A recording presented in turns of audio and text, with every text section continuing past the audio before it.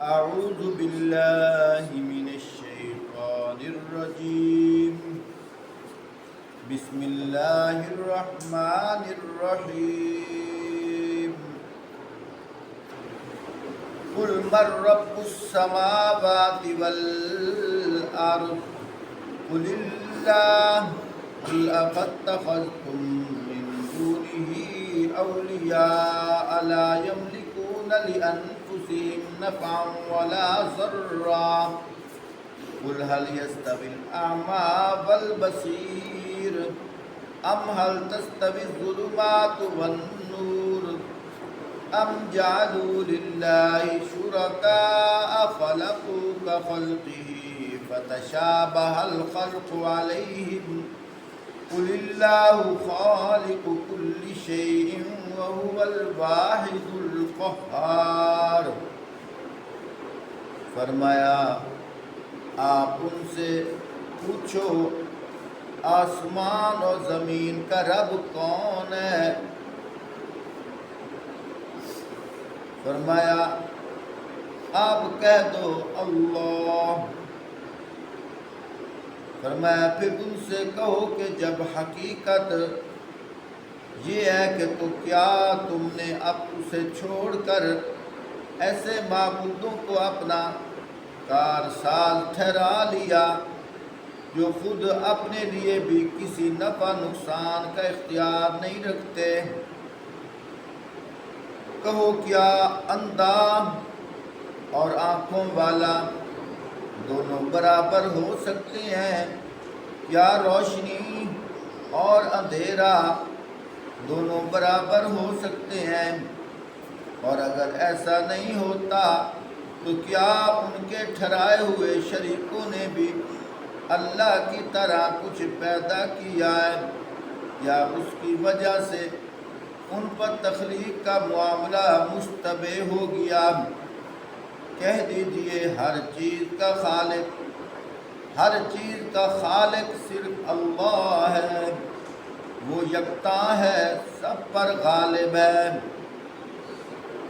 انزل من السماء ماء فسالت اودية بقدرها فاحتمل السيل زبدا رابيا ومما يوقدون عليه في النار ابتغاء حلية أو متاع زبد مثله كذلك يضرب الله الحق والباطل فأما الزبد فيذهب جفاء وأما ما ينفع الناس فيمكث في الأرض كذلك يضرب الله الأمثال.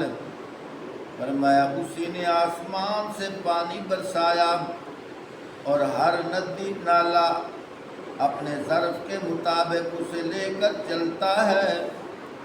پھر جب سیلاب اٹھا تو سطح پر جاگ بھی آ گئی، اور ایسے جاگ ان دھاتوں پر بھی اٹھتی ہے جنہیں زیور یا سامان وغیرہ بنانے کے لیے لوگ پگھلایا کرتے ہیں. اسی مثال سے اللہ حق اور باطل کے معاملہ کو واضح کرتے ہیں. جو جاگ ہے وہ اڑ جایا کرتی ہے، جو چیز انسانوں کے لیے فائدہ مند ہے وہ زمین میں ٹھہر جاتی ہے.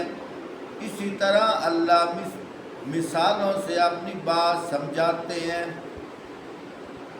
لِلَّذِينَ اسْتَجَابُوا لِرَبِّهِمُ الْحُسْنَى وَالَّذِينَ لَمْ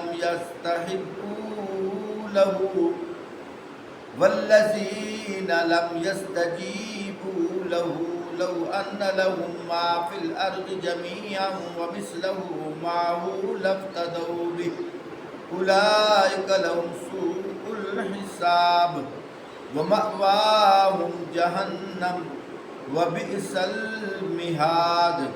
جن لوگوں نے اپنے رب کی دعوت قبول کر لی ان کے لیے بھلائی ہے، اور جنہوں نے اسے قبول نہ کیا وہ اگر زمین کی ساری دولت کے بھی مالک ہو جائیں اتنی اور مہیا کر لیں تو وہ اللہ کی پکڑ سے بچنے کے لیے اس سب کو فدیہ میں دے ڈالنے میں تیار ہو جائیں گے۔ یہ وہ لوگ ہیں جن سے بڑی بری طرح حساب لیا جائے گا اور ان کا ٹھکانہ جہنم ہے، وہ بہت ہی برا ٹھکانہ ہے۔ محترم سامعین، یہاں اللہ رب العزت ارشاد فرما رہے ہیں، یہ جو مشرکین ہیں اللہ کے ساتھ اللہ کے غیر کو شامل کرتے ہیں، عبادت کا حق صرف اللہ پاک کا ہے، لیکن یہ اللہ کے ساتھ اللہ کے غیر کو پکارتے ہیں۔ فرمایا میرے محبوب آپ ان سے پوچھئے کہ آسمانوں اور زمین کا رب کون ہے؟ قل اللہ، فرمایا میرے محبوب پھر آپ انہی کو بتا دیجئے کہ آسمان و زمین کا رب تو اللہ ہے۔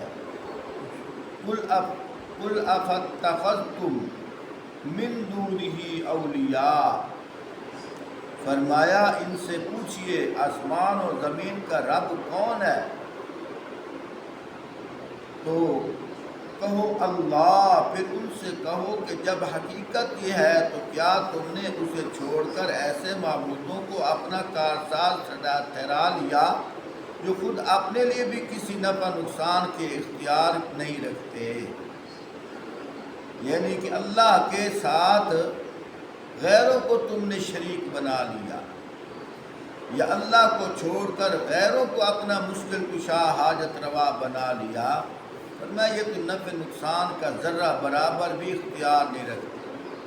پھر اللہ پاک نے مثال دی ہے، فرمایا ان سے ذرا پوچھو هل يستوي الأعمى والبصير، ایک آدمی ہے وہ دیکھنے والا ہے اور ایک آدمی ہے وہ نابینا ہے، اسے کچھ نظر نہیں آتا، کیا یہ دونوں برابر ہو سکتے ہیں؟ فرمایا یہ لوگ خود ہی بتا کر کہیں گے کہ نہیں برابر ہو سکتے۔ فرمایا ان سے پوچھو جب نابینا اور دیکھنے والا دونوں برابر نہیں ہو سکتے تو فرمایا میرے مد مقابل جسے تم پکارتے ہو یہ ذرہ برابر بھی نفع نقصان کے مالک نہیں ہے، یہ مشکل کشا کیسے ہو سکتے ہیں؟ کتابوں میں ایک واقعہ آتا ہے، آپ صلی اللہ علیہ وآلہ وسلم کے پاس ایک شخص آیا اور مسلمان ہو گیا اور خود ہی بتانے لگا، یا رسول اللہ صلی اللہ علیہ وسلم، آپ کے آنے سے پہلے جو مکے کا رواج تھا، مکے کی فضا معاشرہ تھا، ہم بات بات پہ بتوں کو حاجت روا مانتے تھے، بتوں سے مشکل مانگتے تھے، مشکل دور کرواتے تھے، مشکل حل کرواتے تھے، ہمارا اعتقاد بنا ہوا، یقین بنا ہوا تھا۔ پھر خود ہی بتانے لگے، یا رسول اللہ صلی اللہ علیہ وسلم، ہمارے ہاں کچھ سامان چوری ہو گیا، ہم چوروں کے پیچھے بھاگ پڑے لیکن چور ہماری گرفت سے آگے نکل گئے۔ ہم نے آپس میں مشورہ کیا کہ چور ہماری گرفت سے آگے کیوں نکلے ہیں؟ فوراً شیطان نے ہمارے دل میں یہ بات ڈالی کہ ہمارے پاس خدا کوئی نہیں ہے، ہمارے پاس مشکل کشا کوئی نہیں ہے۔ ہم نے کہیں سے آٹا لیا اور اس آٹے سے ہم نے ایک بت بنایا، پھر اس کو پکایا، پھر اس سے مدد مانگی، پھر ہم بھاگ پڑے۔ اتفاقاً ہم نے ان کو جا کر پکڑ لیا۔ جب پکڑ لیا تو ابھی اتنا دور سفر ہو گیا تھا، ابھی واپس آ رہے تھے، راستے میں مجھے بھوک لگی، وہ پکا ہوا جو خدا تھی تو روٹی، میں نے اس کا بازو توڑا، کھا گیا، پھر مجھے بھوک نے ستایا، میں نے دوسرا بازو توڑا، وہ بھی کھا گیا، پھر بھوک نے ستایا، میں نے اس کی ایک ٹانگ توڑی، کھا گیا، پھر بھوک نے ستایا، میں نے دوسری ٹانگ توڑی، وہ بھی کھا گیا، پھر بھوک نے اور ستایا، میں نے اس کی گردن کو توڑا، وہ بھی کھا گیا، مجھے بھوک نے اور ستایا، میں نے اس کے سارے دھڑے کو کھا گیا۔ پھر میرے دل میں خیال آنے لگا، کیسا مشکل کشا ہے، ہماری تو مشکلیں حل کرتا ہے، ہماری تو مرادیں پوری کرتا ہے، لیکن جب مجھے بھوک نے ستایا، میں نے اس کا بازو توڑا، یہ اپنے بازو کا خود بچاؤ نہیں کر سکا، اپنے آپ کو تو بچا نہیں سکا، ہمارا مشکل کشا کیسے؟ بس ہمارے دل میں یہ خیال آیا، یہ مشکل کشا نہیں ہو سکتا۔ پھر کہنے لگے، یا رسول اللہ صلی اللہ علیہ وسلم، اللہ نے آپ کو نبی بنا کر بھیجا ہے، آپ نے ہمیں سیدھا راستہ دکھایا ہے، بڑے اوکھے دن گزارے تیرے آن کول پہلے، ہر سمت ہن اندارے تیرے آن کول پہلے، انسان رہے انسان، انسان سی درندے، انسان رہے نہ انسان، انسان سی درندے، آقا تساں آ کے بڑھایا سانو خدا دے بندے۔ یا رسول اللہ صلی اللہ علیہ وسلم، آپ نے ہمیں آ کر سکھایا ہے کہ مشکل کشا ذات صرف ایک اللہ ہے۔ آج بھی دکانیں کھلی ہوئی ہیں، کلمہ اللہ کا مشکل کشا حضرت علی، کلمہ اللہ کا مشکل کشا آپ صلی اللہ علیہ وسلم، کلمہ اللہ کا مشکل کشا پنجتن پاک، کلمہ اللہ کا مشکل کشا امام حسین۔ یہ دیکھو دکانیں کھلی ہوئی، شیطان نے کیسے وسوسے ڈال دیے۔ میرے محترم ساتھیوں، عقیدے کے لیے ایک کلیہ ذہن میں رکھ لو، مشکل کشا وہ ہوتا ہے جس کو کبھی مشکل نہیں آتی، مشکل کشا وہ ہوتا ہے جسے کبھی مشکل نہیں آتی۔ آپ صلی اللہ علیہ وسلم رو رہے ہیں، صحابہ نے پوچھا، یا رسول اللہ صلی اللہ علیہ وسلم آپ رو رہے ہو؟ فرمایا دیکھتے نہیں میرا بیٹا ابراہیم فوت ہو گیا ہے۔ اور رویا کہاں جاتا ہے؟ خوشی کی حالت، رویا وہیں جاتا ہے جہاں انسان عاجز ہو جاتا ہے، انسان کے بس میں نہیں ہوتا، مجبوراً رونا پڑتا ہے۔ صحابہ نے یوں بھی پوچھا، یا رسول اللہ صلی اللہ علیہ وسلم، آپ نے تو سبق دیا ہے کہ مشکل وقت آہوزاری نہیں کرنی، فرمایا آہوزاری تو ناشکری ہے، میں آہوزاری نہیں کر رہا، لیکن آنکھیں دل میرے قبضے میں نہیں ہے، آخر میرا بیٹا تھا، دل میرے قبضے میں نہیں ہے، آخر میرا بیٹا تھا۔ سورۃ انا اعطیناک الکوثر کی تفسیر پڑھ کے دیکھو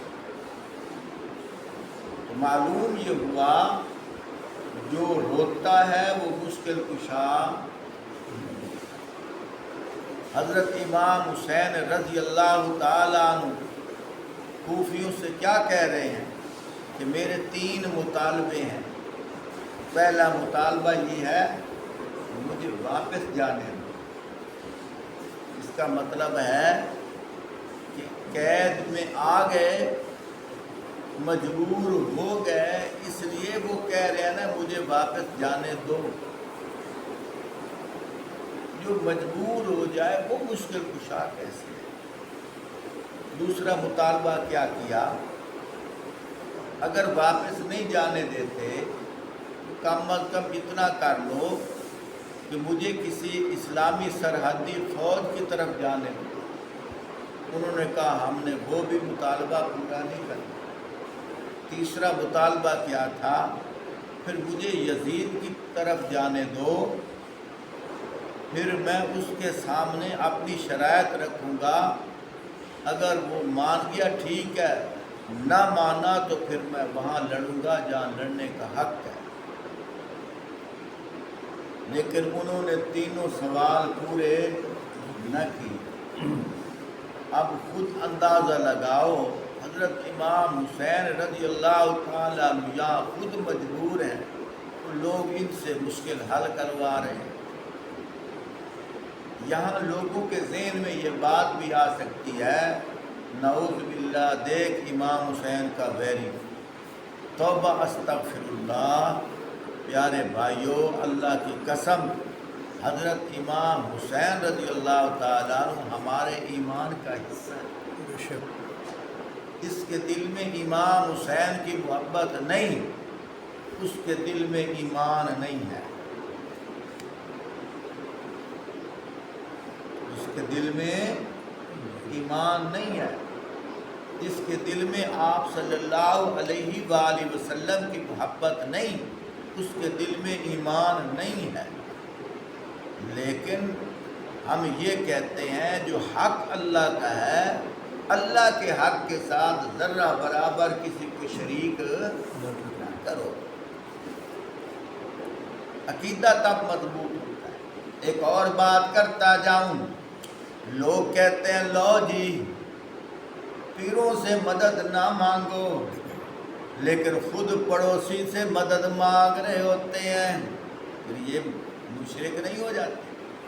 کیسے کہ ایک آدمی گاڑی چلاتا ہوا جا رہا ہے، اس کی گاڑی بند ہو گئی، 4 آدمیوں کو بلا کر کہتا ہے ادھر آؤ میری مدد کرو، میری گاڑی کو دھکا لگاؤ۔ اب یہ مشرک نہیں ہے؟ نہیں بھائیو، مشرک وہ ہوتا ہے، پہلے مدد کا معنی سمجھو۔ مدد 2 طرح کی ہوتی ہے۔ ایک مدد وہ ہوتی ہے جس کا تعلق مخلوق کے ساتھ ہوتا ہے، اور ایک مدد وہ ہوتی ہے جس کا تعلق صرف اللہ کے ساتھ ہوتا ہے۔ قاری صاحب ہمیں صحیح طرح سمجھاؤ، یہ مخلوق کے ساتھ مدد کا کیا تعلق، خالق کے ساتھ مدد کا کیا تعلق؟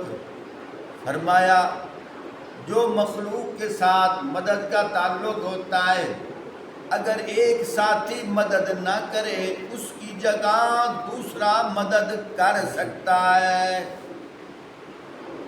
اگر ایک مدد نہ کرے اس کا متبادل انتظام ہو سکتا ہے۔ مثال کے طور پر میرے پاس لکڑیوں کا گٹھا ہے، نیچے گر گیا، اب میں اٹھا نہیں سکتا، ایک آدمی جا رہا ہے، اس کو میں نے کہا یار یہ میری مدد کر، یہ تو اٹھوا دے۔ اب وہ کہتا ہے کہ میرے پاس ٹائم نہیں، اب اس نے مدد نہیں نہ کی۔ ایک اور آدمی جا رہا تھا، اس نے کہا چلو میں اٹھوا دیتا۔ اب دیکھو ایک مدد نہیں کی، اس کی جگہ دوسرا مدد کر رہا ہے۔ ڈاکٹر صاحب کے پاس گیا دوائی لینے کے، ڈاکٹر صاحب نے مصروفیت کی وجہ سے اس کو ٹائم نہیں دیا، اب اس کی جگہ وہ دوسرے ڈاکٹر کے پاس چلا گیا، اس نے دوائی دے دی۔ اب دیکھو یہ مدد مخلوقی ہے، وہ اس کی مثال کیا ہے؟ ایک مدد نہ کرے اس کی جگہ دوسرا کوئی متبادل مدد کر سکتا ہے۔ یہ مدد مانگنا شرک نہیں ہے۔ شرک کون سی مدد ہے؟ کہ جو کام میرے اللہ پاک کریں، اگر اللہ پاک نہ کریں، اللہ کی جگہ کوئی اور نہ کر سکتا ہو۔ مثال کے طور پر بیٹا بیٹی دینے والا کون؟ صرف اللہ۔ اور ہم پیروں سے مانگ رہے ہیں۔ نہیں مانگتے تو پھر مجھے بتاؤ، یہ مدد کس نے کرنی تھی؟ اللہ نے۔ اللہ اگر نہ کرے کوئی اور نہیں کر سکتا، تو ہم غازی آباد کے علم کی منت مان کر ان سے مانگ رہے ہیں، ہم درباروں پہ جا کر پیروں سے مانگ رہے ہیں، ہم کالے جھنڈے سے مانگ رہے ہیں۔ خود اندازہ لگاؤ۔ ارے بھائی، جس مدد کی تو بات کرتا ہے، یہ مدد بطور تعاون کی ہے، یہ ایک دوسرے کے ساتھ تعاون ہے۔ اس کی مثال یہ ہے، اگر ایک نہ کرے اس کی جگہ دوسرا کر سکتا ہے۔ لیکن صحت دینے والی ذات کون ہے؟ صرف اللہ۔ اگر اللہ صحت نہ دے، اللہ کی جگہ کوئی اور نہیں دے سکتا۔ عزت کا مالک کون ہے؟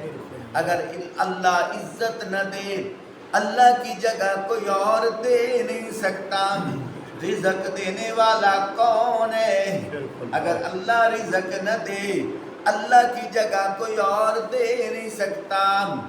زندگی کا مالک کون ہے؟ اگر اللہ زندگی نہ دے، اللہ کی جگہ کوئی اور دے نہیں سکتا۔ اسی طرح میرے بھائیوں، عبادت کا مالک بھی میرے اللہ پاک ہیں۔ اللہ کے علاوہ کسی اور کے آگے سجدہ بھی نہیں کرنا۔ یہی تو مسئلہ آپ صلی اللہ علیہ وآلہ وسلم نے فرمایا، لیکن قوم سمجھتی نہیں، الٹا جو حق کا راستہ بتائے ان کے پیچھے پڑ جاتے ہیں۔ میرے محترم دوستو، یہی تو آپ صلی اللہ علیہ وآلہ وسلم فرما رہے ہیں۔ یہ دونوں برابر کیسے ہو سکتے ہیں؟ حضرت ابراہیم علیہ السلام بھی تو یہی کہتے تھے کہ میرے ابا، جس کی تو پوجا کرتا ہے یہ تو حق اللہ کا ہے، لیکن تو سین میں، گرمیوں کے ایام میں سین میں اس کو رکھ کر اس کی پوجا پاٹ کرتا ہے۔ جب دوپہر ہو جاتی ہے تو مولا اور کی ہو گئی تھے، گرم ہو گئی۔ جب وہ گرم پتھر ہے، جب وہ گرم ہو جاتا ہے تو مجھے کہتا ہے، بیٹا یہ ٹنگا تو نہ پہنا، ادھر سے پکڑنا۔ ابو کس لیے؟ بیٹا دیکھ نہیں رہا، دھوپ ہے، گرمی ہے، مولا اور گرم ہو گئے، بڑھ کے پہن گرم ہو گئے ہیں، ان کو اٹھا کر سائے پہ کر دیتے ہیں، چھاؤں پہ لے جاتے ہیں۔ توجہ کیجئے، یہی تو حضرت ابراہیم علیہ السلام کہتے تھے، ابا جی ذرا سوچو تو صحیح نا، جو اپنے آپ کو سائے میں لے کے نہیں جا سکتا، اٹھانے میں تیرے اور میرے محتاج ہیں، وہ مشکل کشا کیسے؟ اگر کچھ حضرات ناراض نہ ہوں، شعور دلانے کے لیے، سمجھانے کے لیے میں اتنی سی بات کرنے لگا ہوں۔ اللہ کرے میں ٹھنڈے انداز میں کروں، شاید کہ دانشور لوگ، حق کا راستہ تلاش کرنے والے اس کے دل پہ چوٹ لگے سیدھے راستے پہ آ جائے. یہ جو لکڑی کا بنا ہوتا تعزیہ ہے، لکڑی کا بنا ہوا تعزیہ ہے، یہ بھی 40 آدمی اس کو اٹھاتے ہیں، 40 آدمی اٹھاتے ہیں. اور اگر یہ گرم ہو جائے، یہ اٹھ کر یہ سائے کے نیچے نہیں جاتا، اٹھانے میں 40 آدمیوں کے ہاتھوں کے محتاج ہیں، اور پھر ان سے مدد کیوں مانگتے ہیں؟ پھر ان کو مشکل کشا کیوں کہتے ہیں؟ پھر ان کو حاجت روا کیوں کہتے ہیں؟ میں ان لوگوں کے لیے یہ میسج چھوڑ رہا ہوں جو یہ کام کرتے ہیں، کہیں یہ شرک تو نہیں ہے؟ اگر یہ شرک نہیں ہے تو 1 منٹ کے لیے سوچو پھر شرک ہے کیا؟ بڑی عجیب بات کرنے لگا ہوں، ٹائم زیادہ ہو گیا، چلو آخری بات سن لوں. کچھ لوگ سوال کرتے ہیں، قاری صاحب یہ جو ہم گھوڑے سے مدد مانگتے ہیں، تعزیے سے بیٹا مانگتے ہیں، عورتیں مانگتی ہیں جا کر، پھر ان کو خدا بیٹا دیتا کیوں ہے؟ میں نے کہا اچھا پھر مجھے بھی کہنے دے، یہی بات تو ہندو کرتے ہیں. وہ کہتے ہیں مولویوں اگر بتوں سے اولاد مانگنا گناہ ہے، پھر بت اس کو خدا بن کر بیٹے دیتے کیوں ہیں؟ وہ بھی یہی سوال کرتے ہیں. چاہیے تو یہ تھا اگر بیٹا خدا دیتا ہے تو خدا سے نہیں نہ مانگ رہے، بتوں سے مانگ رہے ہیں، پھر خدا ان کو نہ دیتا. اس کا مطلب ہے بت دے سکتے ہیں تو اس لیے ہندوؤں کے بیٹے پیدا ہوئے. سمجھ آ رہی ہے بات؟ یہی یہ حضرات کہتے ہیں اگر خدا سے اولاد مانگنی ہے، خدا سے نہ مانگو، کوئی اور نہیں دے سکتا، تو پھر گھوڑے والے گھوڑے سے مانگتے ہیں، ان کی اولاد کیوں ہوتی ہے؟ تعزیے والے تعزیے سے مانگتے ہیں، ان کی اولاد کیوں ہوتی ہے؟ قبروں کے پجاری قبروں سے مانگتے ہیں، ان کی اولاد کیوں ہوتی ہے؟ سوال تو ہے نا. علماء نے بڑا عجیب جواب دیا. اللہ پاک فرماتے ہیں انا عند ظن عبدی بہ، ہم بندے کو اس کے گمان کے مطابق دیتے ہیں، اس کے دیتے ہم ہیں، اس کے گمان کے مطابق دیتے ہیں. اگر میرے اوپر اچھا گمان کرے پھر بھی ہم دیتے ہیں، اگر مجھ سے بد ظن ہو جائے پھر بھی ہم دیتے ہیں. اس کی سادہ سی مثال ہے، ایک آدمی ہے، اس نے کہیں سے 1-2 ہزار روپے چوری کر لیے، اور ایک آدمی ہے اس نے چوری نہیں کیے، اس کی قسمت میں بھی 2000 تھا، اس نے محنت مزدوری کی یا جا رہا تھا کسی نے ہدیہ دے دیا. اب 1 منٹ کے لیے سوچو، اس کو کس نے دیا؟ اس کو بھی اللہ نے دیا. چوری کرنے والے کو کس نے دیے؟ اللہ نے دیے. فرق صرف اتنا ہے، اب اس نے چوری کر کے لیے ہیں، اب اس نے گناہ کمایا، چوری کر کے لیے ہیں، اور وہ پیسے حرام کے ہوئے، اور اس نے چوری نہیں کیے، پیسے تو اس کے پاس بھی آئے ہیں، اور یہ پیسے اس کے لیے حلال کے ہوئے. اسی طرح جو اللہ کو چھوڑ کر اللہ کے علاوہ اللہ کے غیر سے اولاد مانگتا ہے، فرمایا اولاد اس کو بھی اللہ نے دی ہے، لیکن یہ مشرک ہو گیا. یہ کون ہوا؟ مشرک ہو گیا. باتوں میں بات آ گئی. پیر باہو سلطان دربار پر ایک بیری کا درخت ہے، اس کے نیچے عورتیں بیٹھی ہوئی ہیں. میں بھی گیا تھا دیکھنے کے لیے کہ آخر ممبر پہ بیٹھتا ہوں، لوگ یوں نہ کہیں قاری صاحب تو نے دیکھا، جھوٹ بولتا ہے. اس لیے میں نے کہا میں آپ وہاں فاتحہ بھی پڑھوں گا اور وہاں سارا نظارہ بھی کروں گا. تو میں نے خود دیکھا عورتیں اپنے دوپٹے اتار کر اس درخت کے نیچے بیٹھی. کبھی کسی وقت ہوا کا جھولا آ جاتا ہے. ان کا عقیدہ یہ ہے اگر کس کے کپڑے میں پتھر گرے تو اس کو بیٹی ملے گی، اگر بیر گرے تو اس کو بیٹا ملے. اللہ کی شان اللہ کی شان. وہ تو درخت ہے نا، درخت ہے. میرا ان بیری کے درخت پہ یقین کرنے والوں سے یہ سوال ہے، یہ رات اندھیری آئی ہے، درخت گرے ہیں نا. ادھر ایک مینارہ بھی گرا ہے، یہاں کا نہیں، جنگ سٹی کا. ہمارے بریلوی حضرات کی ایک مسجد ہے غوثیہ، اس کا مینارہ گر گیا جنگ سٹی ملال چوک کے ساتھ. بہرحال اللہ پاک نے بچا لیا ہے، نقصانات نہیں ہوئے. تو میں بات عرض کر رہا ہوں، اب مینارہ گرا ہے. اب اتنے جھولے سے کیا خیال ہے جو عورتیں نیچے بیٹھی ہیں، بیر گرے تو ایک بیٹا، پتھر گرے تو ایک بیٹی. اب جھولے سے لڑا سارا ڈہ جائے وہ تک گھا کے رہے بھائی. کیسا اعتقاد ہے. حضرت فاروق اعظم رضی اللہ تعالیٰ عنہ کے زمانے میں انہوں نے دیکھا کچھ لوگ ایک درخت کا ادب کر رہے تھے. فاروق اعظم رضی اللہ تعالیٰ عنہ رک گئے، فرمایا جاؤ جا کر اس درخت کو کاٹ.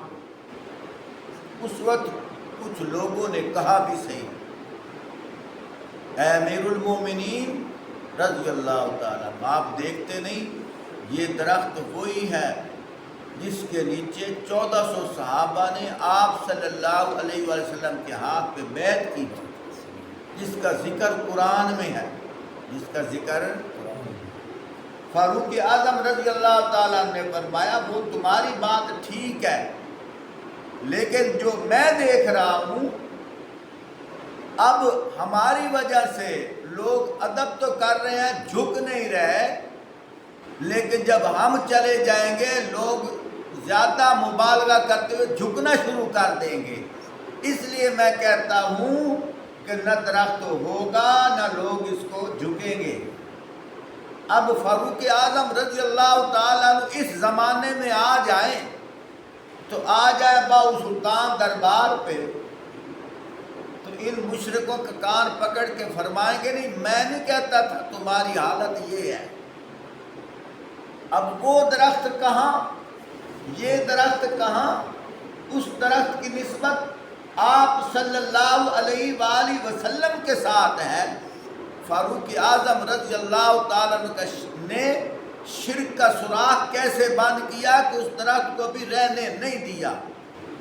آج کوئی پرانا زمانے کا کوئی درخت دوبارہ ہرا ہو جائے لوگ پوجنا شروع کر دیتے ہیں، لو جی دوبارہ جوان ہو گیا. بھائی اللہ نے اپنی قدرت دکھائی ہے، تم پوجنا شروع کر رہے ہو. اللہ ہمیں سمجھ عطا فرمائے، اللہ کرے لوگوں کو شعور آئے. دست بستہ ان لوگوں سے میری درخواست ہے جو حق کا راستہ تلاش کرتے ہیں.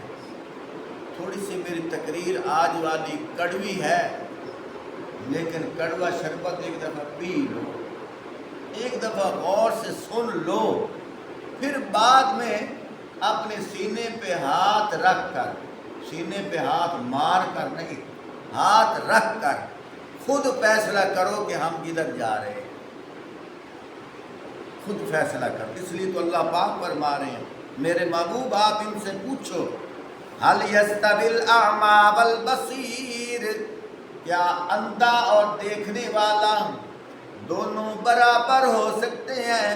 پر میں جس طرح یہ دونوں برابر نہیں ہو سکتے اسی طرح میں اللہ مشکل کشا ہوں، میرے ساتھ بھی کسی کو شریک نہ کیا جائے۔ اللہ میں سمجھنے کی توفیق عطا